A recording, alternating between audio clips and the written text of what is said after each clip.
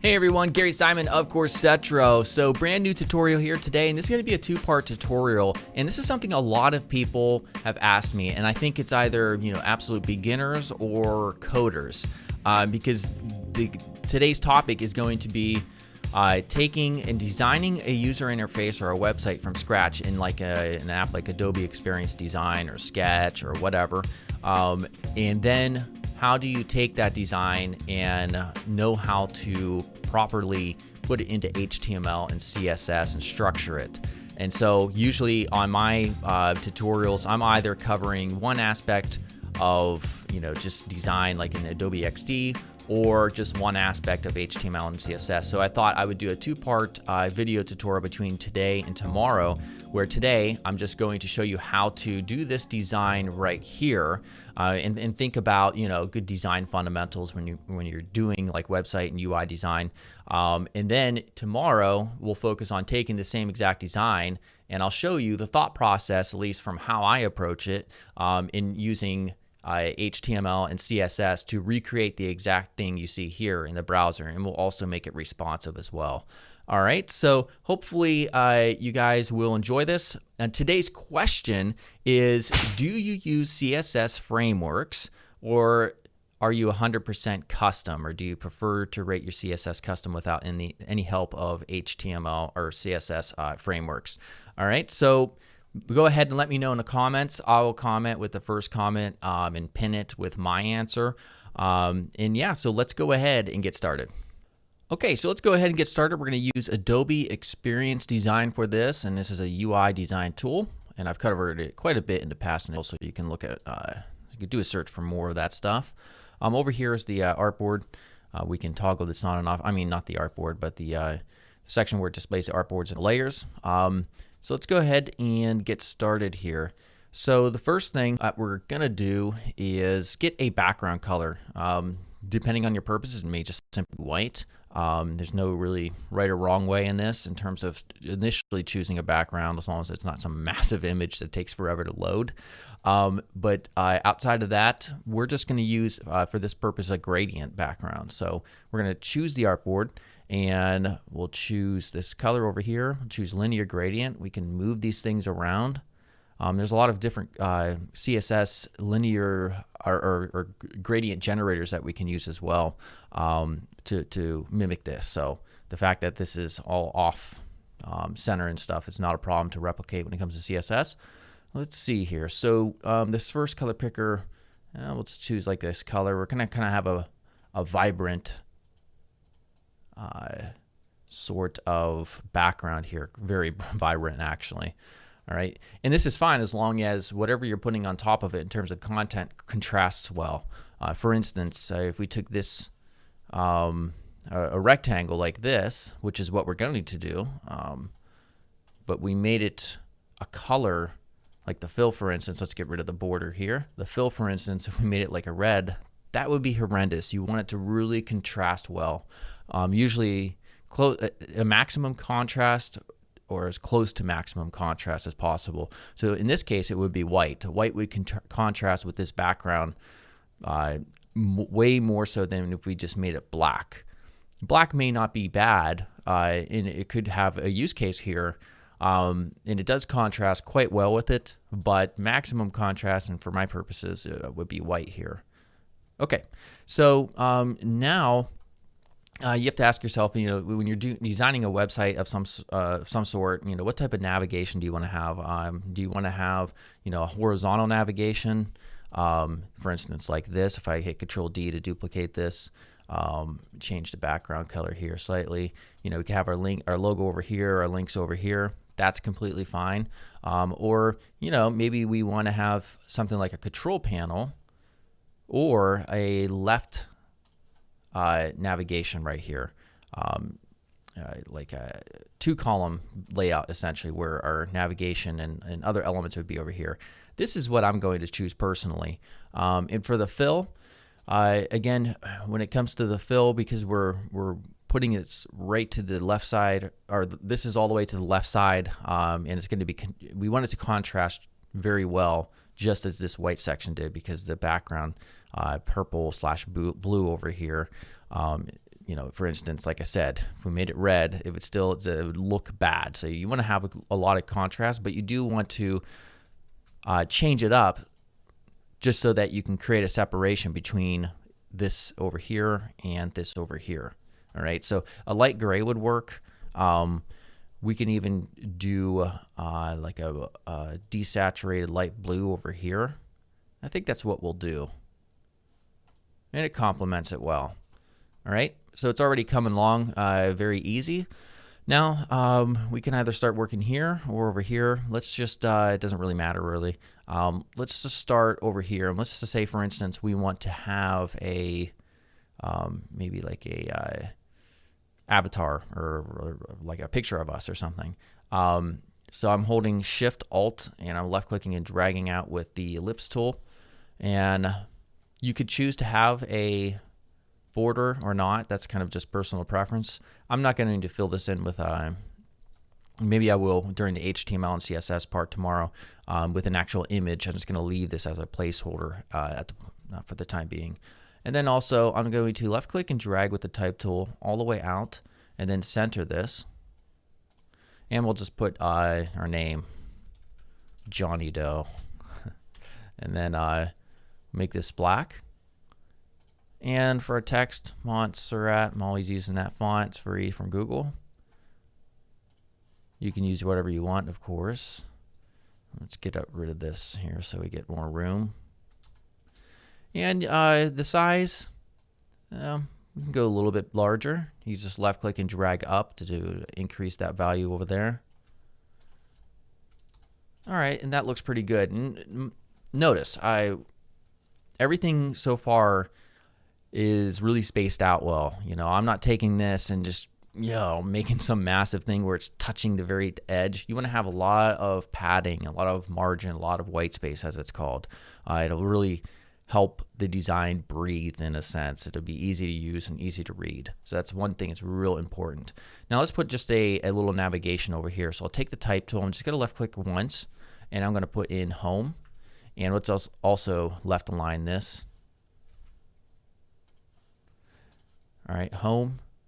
And we're going to make this, well, for now I'm just going to leave it at this size. But I'm going to tell you, we're going to change it and I'll tell you why in a second. Let's go ahead and then we'll do a repeat grid.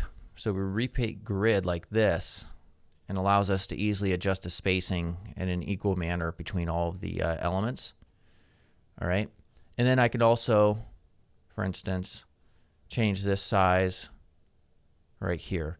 So initially, if we just left it at the size in relation to the name right here, being the same size, there would be kind of an issue when it's referred to as visual hierarchy. In design fundamentals, visual hierarchy is really important, and basically it's just a way of saying, all right, can we create separation between elements, especially based on importance? So your name's pretty important, obviously, so we'll make that bigger. And then through design elements, through aesthetics, we're going to create separation between these elements, and you can do that in a manner way. So font size, color, physical location, all these different things plays into visual hierarchy. So if I double click on this, let's make this smaller. Also through font weight, that's another way. So we can go ahead and change this to maybe regular for the font weight. All right, so now we've created separation already just through those elements. All right, so now we'll say we're happy with that. I'm going to upgroup this. Home, about me.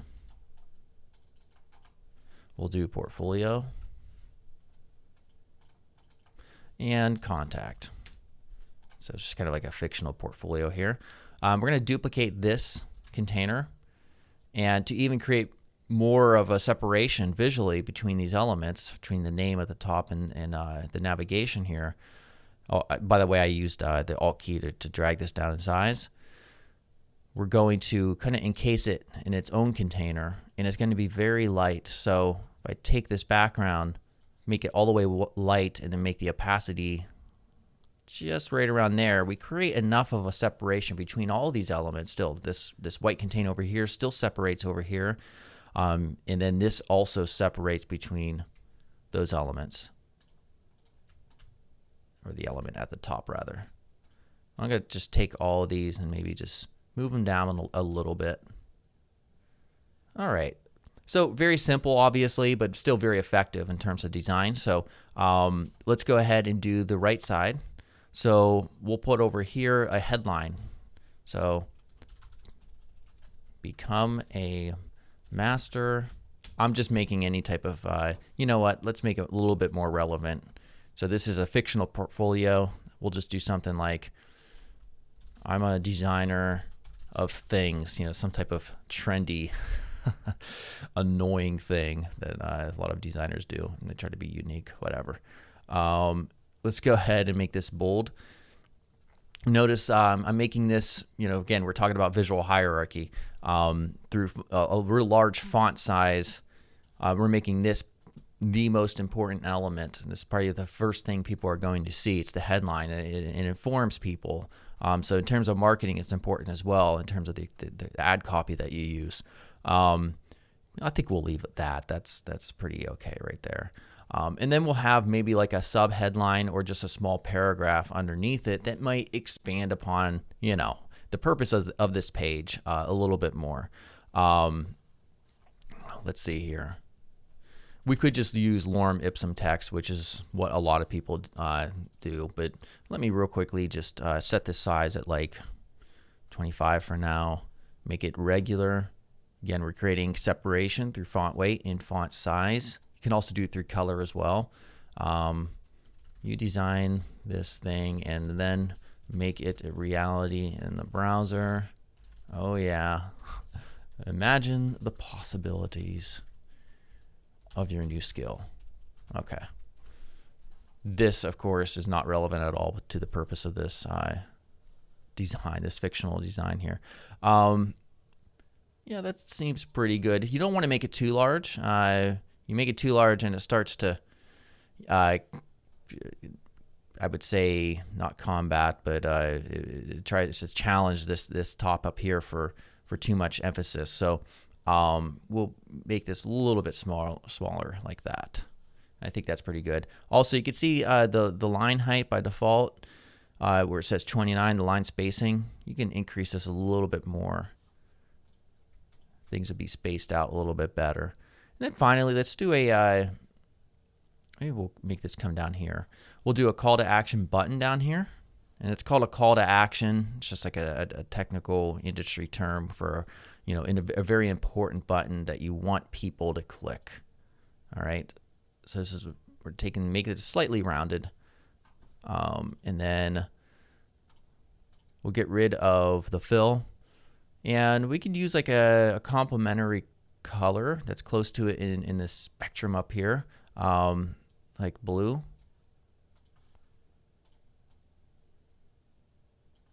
There we go.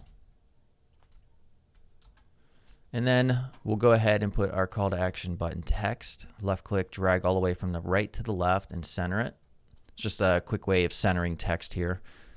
My portfolio. And again, we're talking about contrast. We want things to contrast in a very maximum way. So this black on this darker, not darker blue, but you know, pretty full-on blue.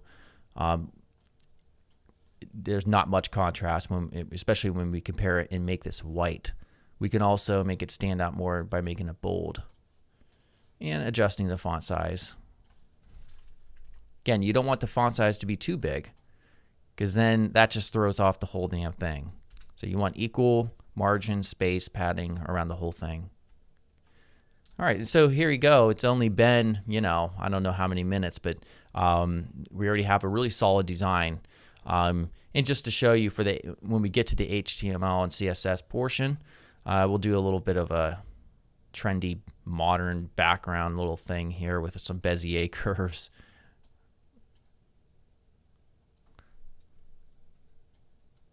All right. Actually, let me back up just a little bit. There we go. This, of course, is entirely optional. So I hit escape after we've closed up the path with the Bezier curve, and then get rid of a border. We'll give it a fill. The fill, you know, I've seen a lot of people, especially these days, they're doing, when it comes to these type of backgrounds, really making these stick out. You could completely do this if you want to.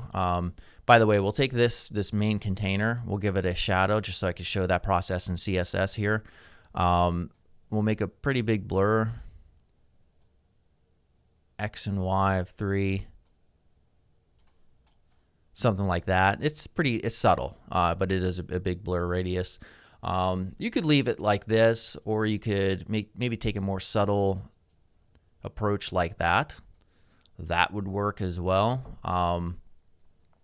Hell, I might as well just, let me see up here. If I take that, let me try to eye drop this and get a interesting shade. Yeah, you know what? I'm fine with that. We'll leave it like that. All right, so this is going to be the design or the UI that we go ahead tomorrow. And of course, if you're watching this, chances are tomorrow already occurred, so you can just watch the next video. But in terms of right now, I'm going to be uploading the HTML and CSS process of taking this exact structure and this layout and making it a reality using HTML and CSS. So we'll wrap it up, part 2, tomorrow. All right, guys, hopefully you enjoyed that. Make sure you guys check out the next video, which is tomorrow morning. If you're watching this in the future, it'll be already up on the channel. And make sure you answer today's question, which is, do you prefer to use a CSS framework when you're starting out designing a website and doing an HTML, CSS process, or do you do it 100% custom, and in the idea that you're not using any type of framework that helps you? All right, see you guys tomorrow.